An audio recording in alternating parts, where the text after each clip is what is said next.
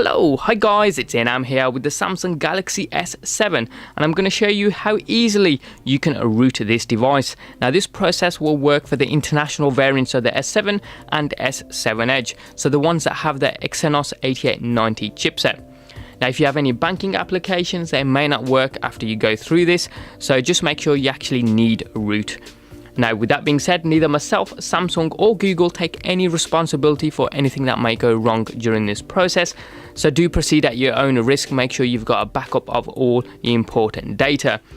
Now, with at least 70% battery, head on over into your settings and go down to developer options. If you can't see developer options, you haven't got it enabled, in which case go down to about device, go down to software info, and then hit build number 7 times until it says you're a developer. It says I'm already a developer because I can see developer options. So once you can see it, go in here and make sure you've got OEM unlock enabled. I'm just going to enter my password. Shh, don't tell anyone.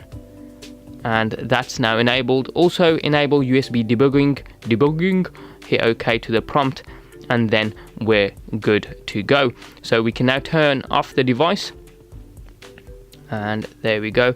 Once the device is off, we're going to press power, home and volume down simultaneously for a couple of seconds so that we can get into download mode. Now you may not be able to see this, but it gives you a warning saying a custom OS can cause critical problems. Volume up to continue or volume down to cancel. We know what we're doing, so volume up to continue, and it gives you a downloading screen. It's not actually downloading anything, it's waiting to download once you've got it connected to your computer. And hopefully you can see this if this focuses in a little bit. It says Odin mode along the top, and it gives you the product code as of SMG930F for this particular Samsung Galaxy S7. Now this process will trip your Knox counter and it may void your warranty, so as I say, do proceed at your own risk. Now what we'll do is plug this in to my computer using a supplied micro USB cable. Once you've connected to your computer, just make sure you've got your drivers for your S7 already installed. I'll leave a link to those down in the description box below if you don't already have them. Once you have them, head on over to this URL. I'll leave a link to it down in the description box below. It's from the awesome Chainfire developer, so if this process helps you out, make sure that you donate to him as well, because it wouldn't be possible without him. So this is for the SMG930F, as you can see here, and as I say, this is for the international variant, so make sure you download this. Shouldn't take too long at all. It's about 30 odd meg. Once it's finished downloading, you can see here it is on my desktop here. Extract this. I'm gonna use 7-zip to extract it straight onto the desktop. I'll just bring into shot what it's actually extracted. So as you can see, it's extracted.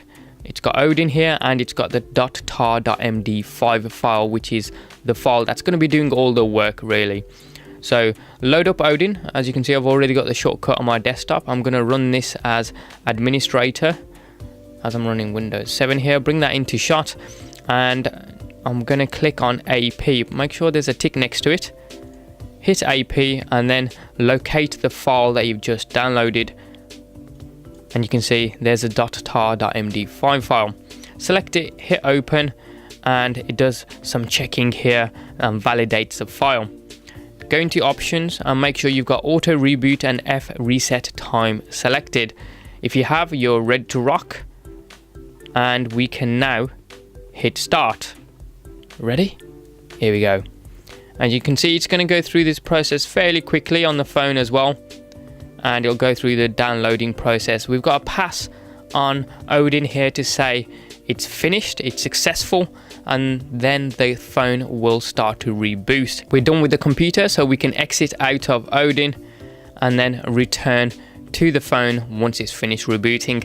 It may take a little while for the first time after it's been rooted, so just be patient and give it a little bit of time. And here we are back at the lock screen, so we can get rid of the USB lead. And I don't know if you noticed, but the device actually rebooted about 3 times, which is okay. So enter your very top secret password that you had set. Shh, as I say, don't tell anyone. And you should have all your data here, because this process will not wipe your handset clean. And you can see this is a screenshot that I'd taken previously.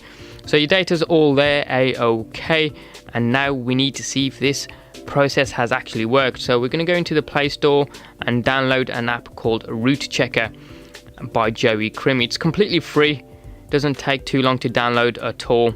It's about 4 to 5 meg, I think. So once it's installed, hit open and you get a disclaimer, which we know. So we're going to hit agree and hit OK to the welcome screen.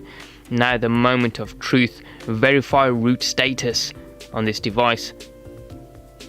Yeah, we get the super user request, so hit grant.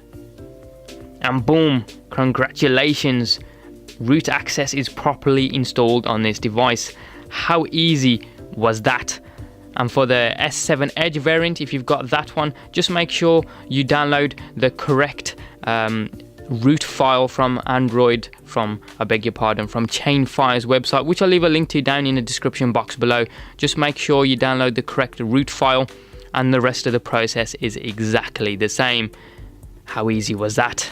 As ever, any comments or questions you guys have got, hit them up in the comment section down below. Please like, subscribe and tag along on social media at Inam Ghafoor.